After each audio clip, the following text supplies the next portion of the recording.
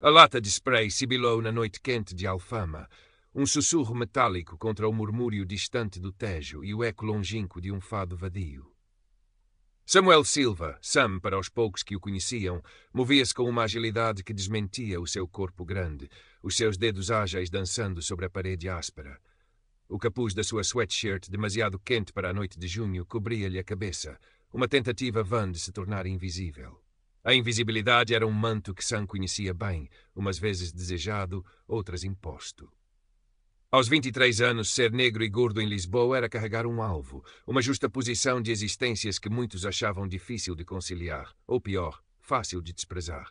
Na parede, sob a luz amarelada de um candeeiro antigo, começava a tomar forma um rosto.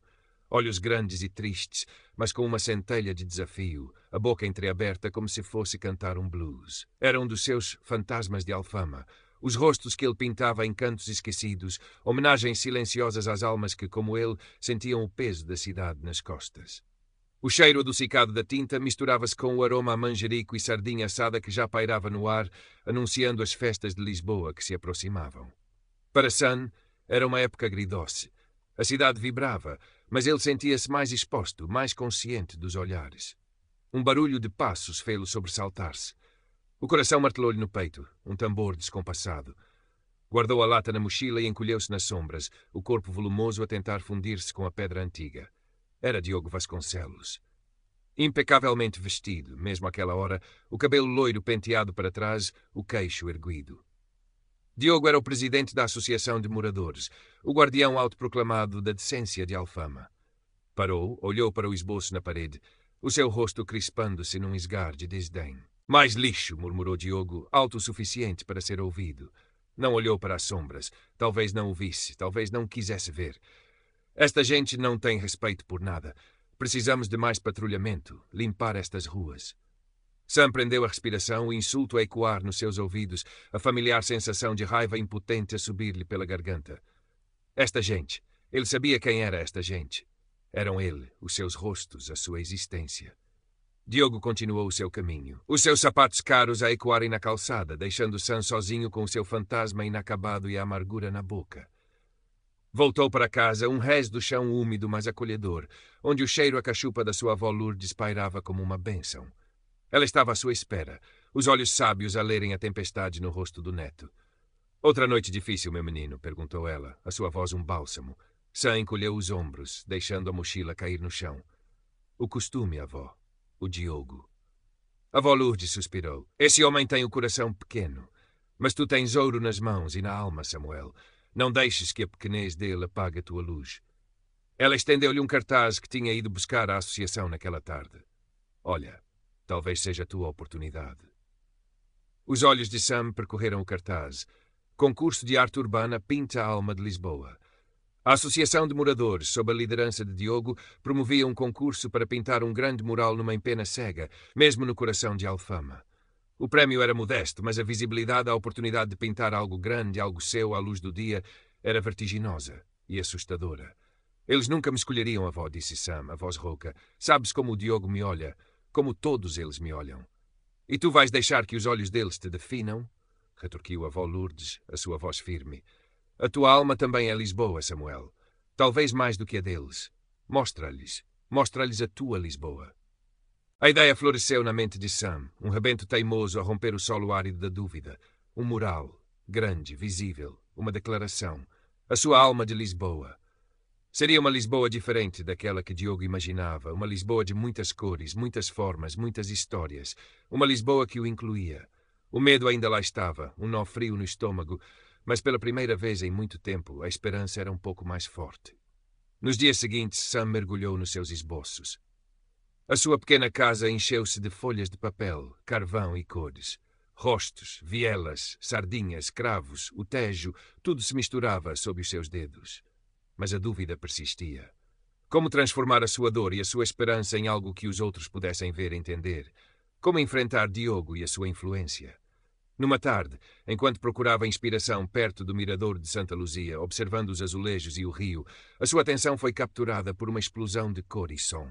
Um grupo de 3 figuras altas, extravagantes, maquilhadas com uma arte dramática e vestidas com roupas que desafiavam a gravidade e o bom senso, posavam para fotos, riam alto e irradiavam uma confiança que Sun invejava profundamente. Eram as divas do Tejo, um trio de drag queens que se tornaram uma espécie de instituição não oficial da noite lisboeta. Uma delas, a mais alta, com uma peruca ruiva flamejante e um vestido de lantejoulas douradas que parecia roubado a uma estrela de cinema, notou Sam a observá-las, o seu caderno de esboços aberto no colo. Era Gloria Groove. Com um movimento fluido, ela aproximou-se, as suas companheiras, Diamante Rosa e Safira Azul, a seguirem-na como damas de honor. Ora, o que temos aqui? Um artista tímido? Perguntou Gloria, a sua voz rouca e divertida. Sam sentiu o rosto arder. Tentou fechar o caderno, mas Gloria foi mais rápida. Os seus olhos, delineados com perícia, percorreram os desenhos. O sorriso trocista desapareceu, substituído por uma expressão de genuína admiração. Querido, disse ela, olhando para Sam com uma intensidade que o fez estremecer. Isto é alma. Tens aqui a verdadeira Lisboa. O que fazes escondido com isto? Sam gaguejou, incapaz de articular uma resposta. Diamante e Safira espreitaram por cima do ombro de Gloria, soltando exclamações de aprovação. Tens de mostrar isto ao mundo, menino, exclamou Diamante Rosa. Um crime manter tanto talento fechado num caderno, acrescentou Safira Azul. Sun, esmagado pela atenção e pela validação inesperada, acabou por balbuciar sobre o concurso do mural e os seus medos, sobre Diogo, sobre sentir-se invisível e demasiado visível ao mesmo tempo. Gloria Groove ouviu-o atentamente. Depois colocou uma mão pesada, coberta de anéis, no ombro de Sun. Invisível? Querido, com o teu talento e, sejamos honestas, com essa presença magnífica, a invisibilidade não é uma opção. E sabes que mais? Nós, divas, sabemos uma coisa ou duas sobre ser demasiado visível e sobre transformar isso numa arma. O medo? O medo é só um bully. E nós não gostamos de bullies. Ela piscou-lhe um olho. Parece-me que acabaste de arranjar umas fadas madrinhas. Ou melhor, umas drag madrinhas. E vamos fazer deste concurso um espetáculo. A aliança improvável nasceu ali, sob o sol de Lisboa. As divas do Tejo, com a sua energia contagiante e a sua recusa em pedir desculpa por serem quem eram, tornaram-se o escudo e a claque de Sun. Ajudaram-no a preparar a sua candidatura, usando a sua influência nas redes sociais para criar um burburinho em torno do artista misterioso de Alfama. Gloria usou os seus contactos para arranjar material de pintura a preços mais acessíveis. Mas mais importante, deram-lhe algo que o dinheiro não podia comprar. A sensação de pertencer, de ser visto e celebrado por quem era. A candidatura de Sam, apesar das tentativas de Diogo para a perder na burocracia, foi aceite, muito graças à pressão online e ao apoio de alguns membros mais progressistas da associação. A parede foi-lhe atribuída. Era real, mas agora tinha companhia. Começou a trabalhar. Todas as manhãs antes de o sol queimar demasiado e todas as tardes quando a luz se tornava dourada, Sun estava lá, em frente àquela tela gigante de cimento. As divas apareciam frequentemente trazendo-lhe água, comida, música e, acima de tudo, encorajamento, transformando o local numa espécie de festa improvisada. Aos poucos, os vizinhos começaram a parar. Alguns olhavam com curiosidade, outros com desconfiança. Dona Amélia, uma viúva de rosto severo que vivia no prédio em frente, foi uma das primeiras a queixar-se. Que barulheira! E que rabiscos são estes? Isto não é Alfama! As divas, com o seu charme irreverente, tentaram conquistá-la, mas foi a avó Lourdes quem, com uma conversa calma e um prato de sonhos, começou a amolecer o coração da vizinha. Dona Amélia começou a observar Sam. Viu a dedicação, o suor, a forma como as cores começavam a dançar na parede. Viu os rostos que emergiam, rostos como os dela, como os da sua juventude, mas também rostos negros, rostos gordos, rostos que raramente via celebrados. Enquanto isso, Diogo não descansava. Espalhou rumores de que Sam era um vândalo, que o seu mural ia desvalorizar o bairro. Tentou convencer a associação a revogar a licença, alegando queixas dos moradores, queixas que ele próprio inventava. Sam sentia pressão. Os olhares na rua pareciam mais hostis. Uma noite encontrou uma parte do seu esboço coberta com tinta preta, um insulto anônimo que o feriu profundamente. Foi o seu ponto mais baixo.